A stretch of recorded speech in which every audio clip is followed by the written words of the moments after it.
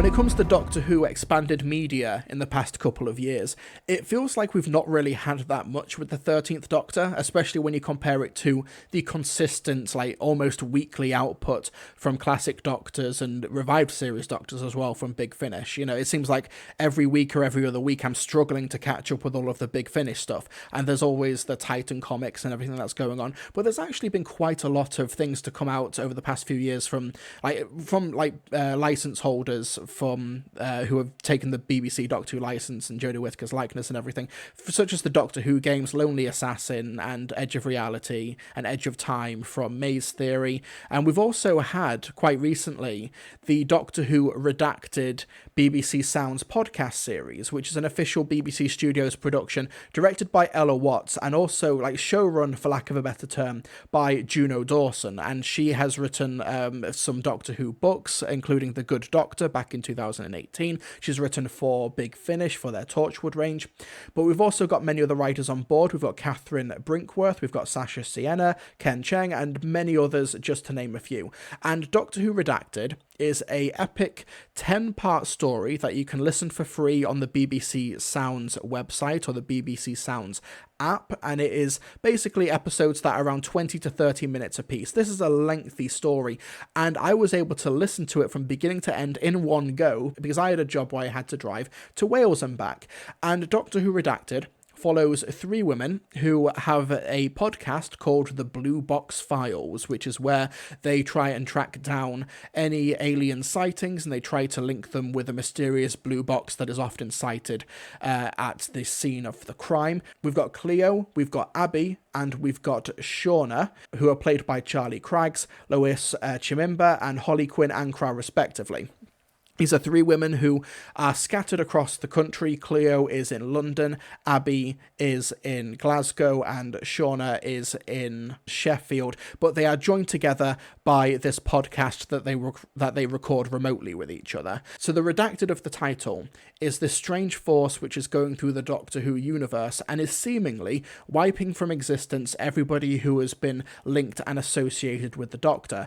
And that means in this series we have cameos galore. We've got Anjali Mahindra, who plays Rani. We've got Gemma Redgrave as Kate Stewart. We've got Osgood in there as well. We've got quite a few really cool cameos, and some of them that I won't spoil, particularly one towards the last couple of episodes, which really, really surprised me. And I'm glad that I didn't have that spoiled for me, but it was a really, really cool appearance.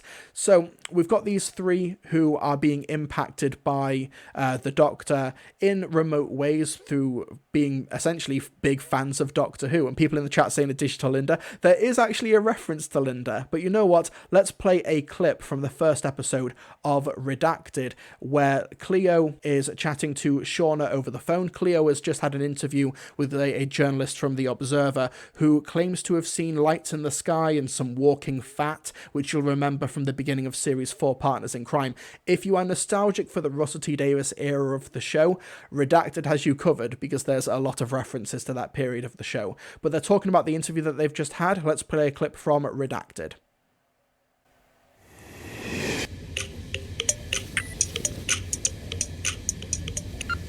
How did it go with The Observer? She won't go on record. Well, she's probably in the pocket of Big Pharma. They all are. She swallowed the blue pill. Viagra? No, you tool, like in The Matrix. Never seen it. Boy film. So did she tell you anything, or is she another blue box fruitcake from Linda? Shauna, there's something weird about her. She said there was a man and a blue box and some doctor. Wait, a doctor or the Doctor? What do you mean? Well, Abby called me earlier and there was this thing on the news, something about someone called the Doctor. I assumed it was some gang leader name. No, babe, it was like she had amnesia or something. I'm sure amnesia is super rare. She remembers everything except this Doctor himself. It's like he's been... What's the word when you blank something out?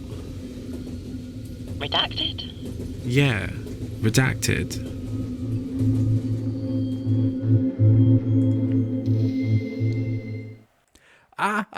She said it.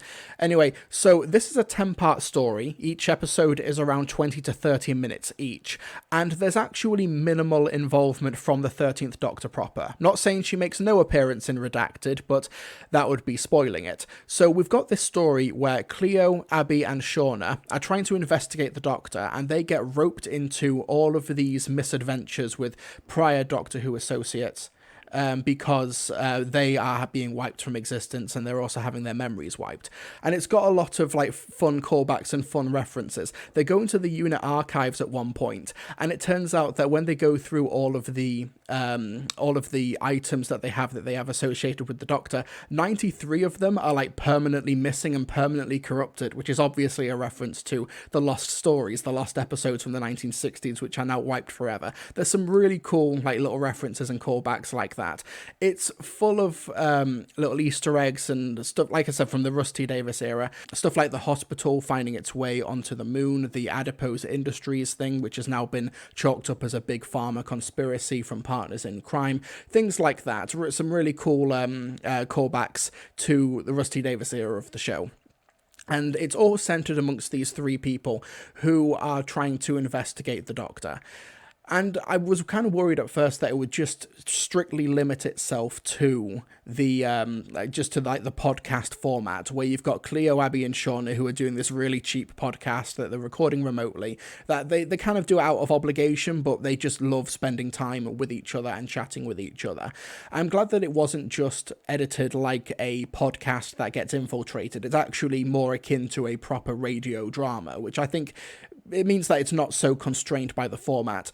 And I think that the relationship between the three women, it really, really rung true. These are three women who are on varying levels of the LGBTQ plus spectrum as well, which I think was it was a really refreshing breath of fresh air.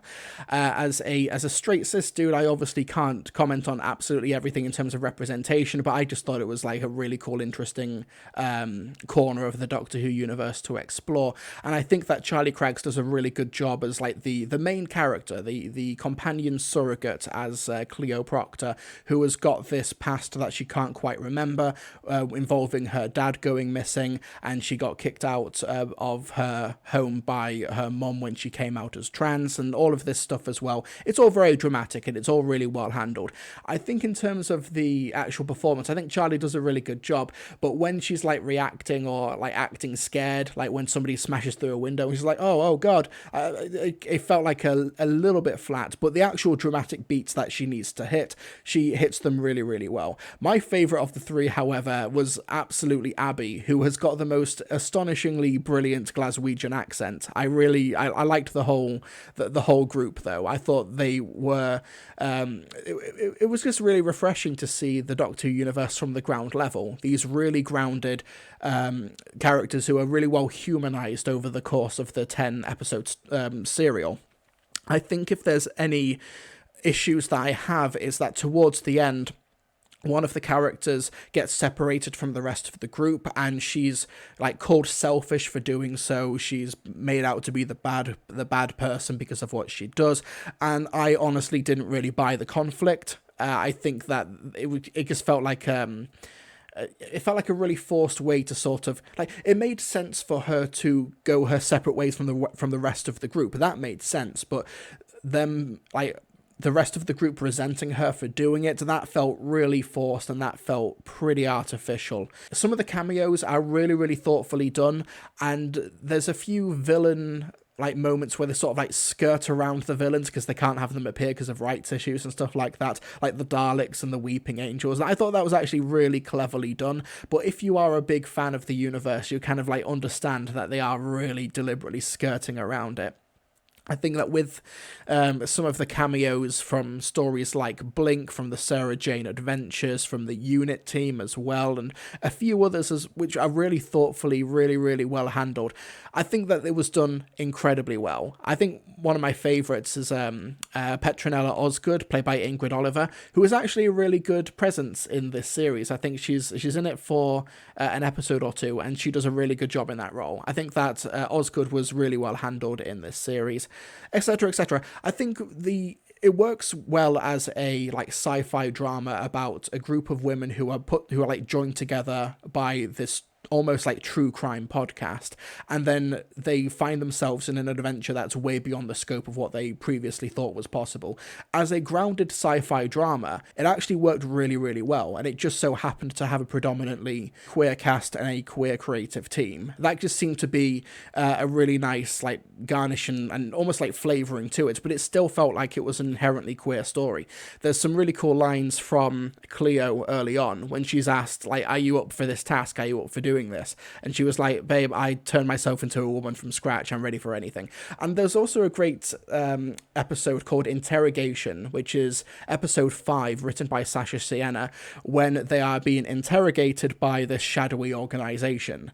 And Cleo like is clearly not afraid, and she's like, babe, I'm a trans woman, so you like I'm afraid of like I'm always afraid because I'm worried I'm gonna get killed like all the time. So if you can't do that, I have nothing to be afraid of. And that felt like it was a really sobering moment, but it completely made sense in universe, and I thought that Charlie Craig sold the moment really, really well. And when Jodie Whittaker is in the series as well, in a small but obviously pivotal role as the 13th Doctor, she does great. She takes to the audio medium like a duck to water. And towards the end, when the redactedness of like the threat starts becoming a bit more tangible in the universe, there's some really good like action set pieces and some really cool chases. There's David Devereaux who did the original music for this, and there's some really like cool bops in this. There's some really good music in Redacted. Really, really appreciated the original score, and I wish that there was some way to like isolate it or just get the music on its own, because it's really, really good. And as they're chasing their way through the Powell estate and running away from these ghosts, it was really cool. There's also one really good episode when they're on a Zoom chat, and over the course of the episode, people in the Zoom chat keep disappearing. It had real Stephen Moffat like vibes to it, where you're sort of like anticipating the jump scare. Honestly, Redacted, it's 10 episodes following 3 characters over one long story, but it changes genre and format so frequently, but so deftly and intelligently. Like, one episode is an interrogation when each of the characters are being interviewed one by one. The next one is a Zoom chat that becomes a horror story. The other one is like a Blink sequel, which really works. The other one is almost like a history lesson on the history of hysteria. I thought it was really deftly and interestingly handled. And even though there's a really large list of writers over the span of the 10 episodes, it still feels like it's one guiding hand. The fact it was able to come together so cleanly and so neatly, despite swapping genres almost every episode or every 2 episodes, is quite a feat. I think that Redacted is a genuine like highlight of the 13th Doctor era, and not in a whole, oh, the 13th Doctor era is so bad that this BBC Sounds audio drama is able to surpass. No, it's just a genuinely good story in its own right that spans over the course of 10 weeks and has some really good cliffhangers to it. I binged it in one go, but I can imagine some people listening week in, week out from April through to June 2022, when all 10 episodes were released weekly, like on the edge of their seat thinking, what's going to happen, or how's Cleo going to get out of this one, stuff like that. I thought it was really I thought it was really well put together. I think that Ella Watts, who was like the producer and the director of the series, has done an incredibly good job making it work as a cohesive whole, despite it messing around with genre so effectively. But yeah, Doctor Who Redacted is a long listen, but a really satisfying one. I think that it came together really, really well. There's some really good stuff, especially towards the end. It gets better as it goes along, and it started strong as well, with a really strong premise and a really good dynamic between the 3 cast members, who, honestly, I think you could bring them back in the near future, and the series, the show proper, would be better for it. I'd love to see like live action, I'd like to see live action interpretations of Cleo, Abby, and Shauna, and their podcast, The Blue Box Files, which, yeah, it was really cool. I really, really enjoyed Redacted. I'm going to maybe listen to it again and do a proper scripted review of it in the near future. But Redacted, I give it a really strong recommendation. I think it was a really, really good story that showed a different, previously untold corner of the Doctor Who universe. Chat froze, did it? Yes, it did. There we go.